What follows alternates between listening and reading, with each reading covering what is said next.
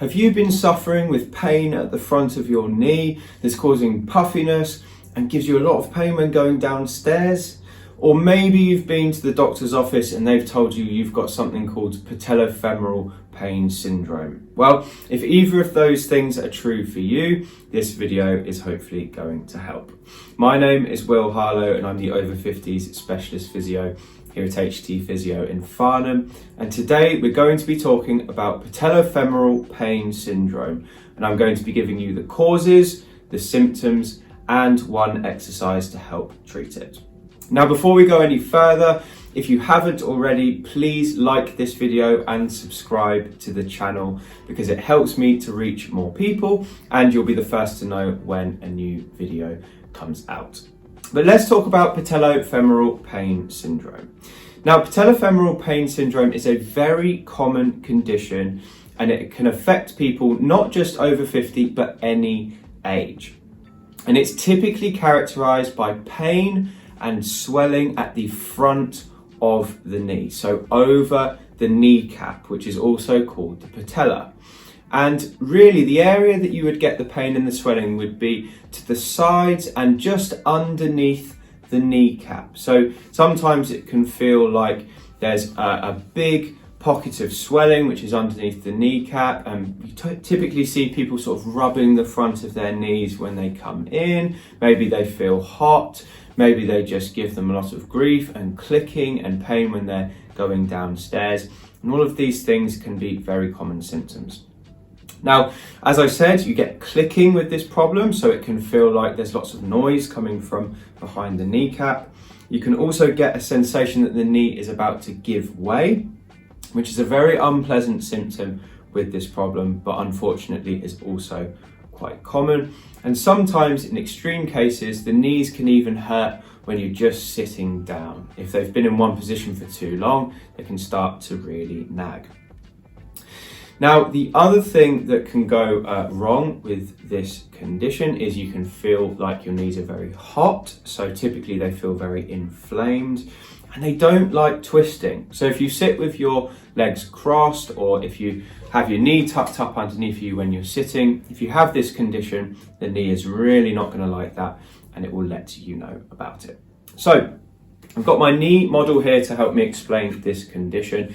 This is your knee, so it's a right knee. We've got the femur here, which is the thigh bone. We've got the tibia here, which is the shin bone. And then we've got the patella, which is the kneecap here.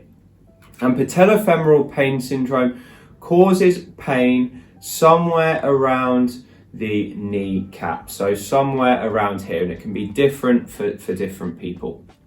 And it's called a syndrome because it's made up of a bunch of different symptoms and they're different for everyone and they can come about through different causes.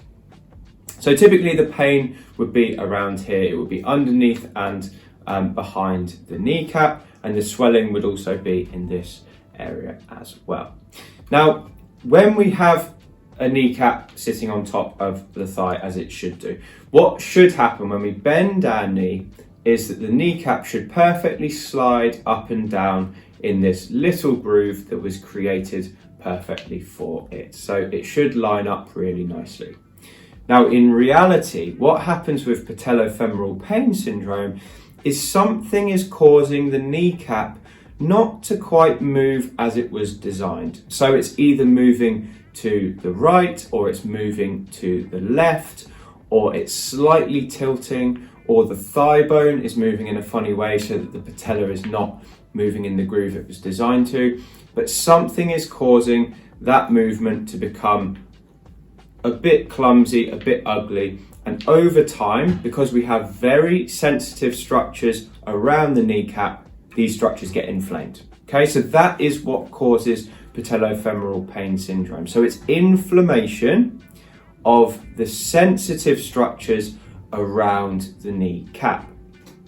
Now, the good thing about Patello-Femoral pain syndrome, or the interesting thing, is that if we were to x-ray your knee, or even MRI scan your knee, we probably wouldn't see too much of a problem. And what you might find is a bit of inflammation, which you can see on MRI, but typically the reports come back clear. And that is a very common sign of patellofemoral pain syndrome. If you had arthritis, obviously we would see that on x-ray. But if you've had an x-ray come back and it looks all normal, there's a high chance that you have patellofemoral pain syndrome.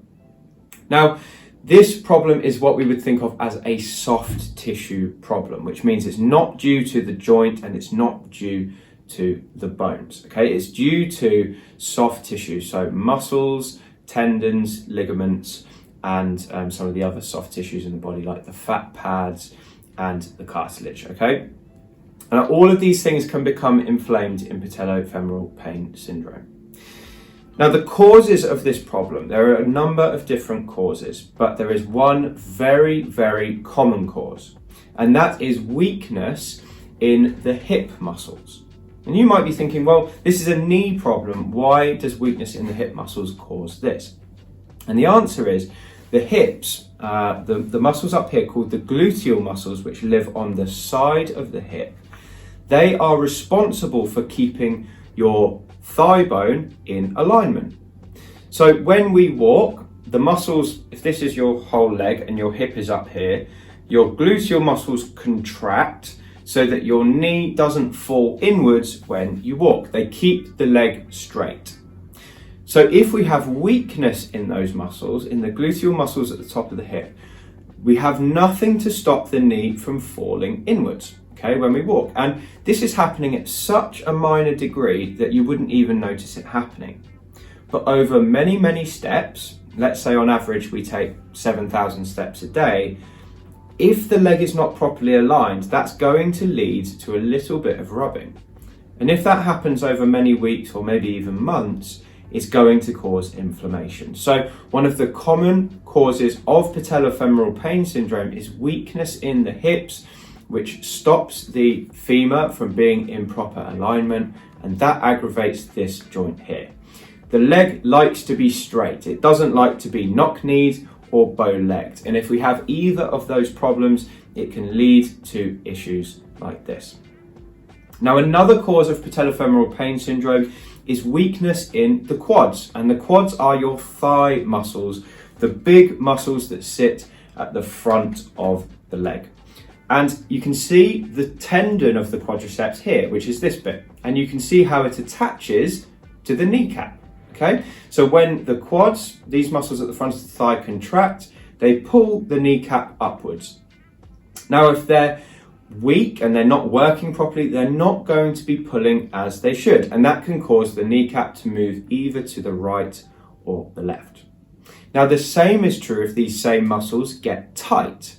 If they're tight, they will compress this area between the kneecap and the thigh bone, and they can cause rubbing behind the kneecap like that because they're pulling everything inwards. And then the final common cause that I've come across for patellofemoral pain syndrome is tightness down here in the calves. And this is something that not many practitioners talk about, but it's something I've seen time and time again. If you have tightness in your calf, because the calf actually comes past the knee and attaches to the back of the thigh bones here, if you have tightness here, it compresses the entire knee joint and just affects the movement. It causes it to move in a way that it wasn't designed. So tightness in the calves can also be a contributing factor. Now, with patellofemoral pain syndrome, there is something that we need to avoid. And unfortunately, this is something that is not talked about very often on YouTube videos. So I often find my clients come in having tried YouTube videos and it's made it worse. So with patellofemoral pain syndrome, we need to try and avoid locking out the knee. So we don't want the knee to be fully straight. And a lot of the exercises that people talk about for this problem, we have our knee locked out, okay? So you might see a common knee exercise where you have a pillow under your knee and you push down into it. Maybe you were given this by a physio on the NHS. If you do this, if you push down into the towel and you lock your knee out, you're going to pinch this area between the kneecap and the thigh, and it's going to make the inflammation worse. So we need to stop that exercise. Now, we do have an exercise which works really well for most people, which I'm going to give to you now. And before I give it to you, I just need to tell you that it isn't going to be suitable for everyone, so please get checked out by a healthcare professional before you try it. Anyway, let's have a look at this simple exercise now. So the exercise is quite simple. We're going to have something to hold on to, and we're going to be standing. And for the purposes of this exercise, I'm going to pretend that it's this leg here, my left leg, which has the problem. So I'm going to start holding on to something. I'm going to put most of my weight over onto my good leg, so onto my right leg, and I'm just going to lift my left leg off the floor.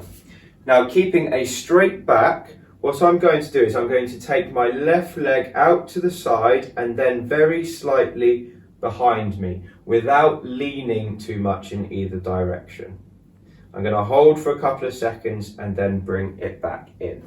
So this is super simple, but if you're doing it right, what you'll notice is this muscle here starts to activate and tighten up. And that's exactly what we want. We want this muscle, which is the gluteus muscle. This is one of the ones that's very important in keeping the leg in line. We want it to be activated, and we want to keep doing this exercise until we get a bit of tiredness in the muscle here. So typically I usually tell people to start off doing between 10 and 12 repetitions until they get a bit of a working ache in the hip. Now, once you've got that working ache in the hip, you can stop, you can go back to your day. You might find that the knee feels better almost instantly because you've helped to improve the alignment of the leg. But the key with this exercise is to keep coming back to it over and over and over and over again throughout the course of the day. Typically 4 times a day would be great, and try and do that each day, and before long the alignment of your leg will have improved, and usually that helps to settle down inflammation in the joint. Now, of course, that is only one exercise of a possible 10 or 20 exercises that you could do. It's not going to be suitable for everyone, and it certainly won't fully fix the problem, but it should get you started in the right direction. So if you need any further help and you're in the Farnham area, please do feel free to get in touch and we can help you with your knee. Now, that's all I've got for you today. I appreciate your time. Thank you for sticking with me throughout this video.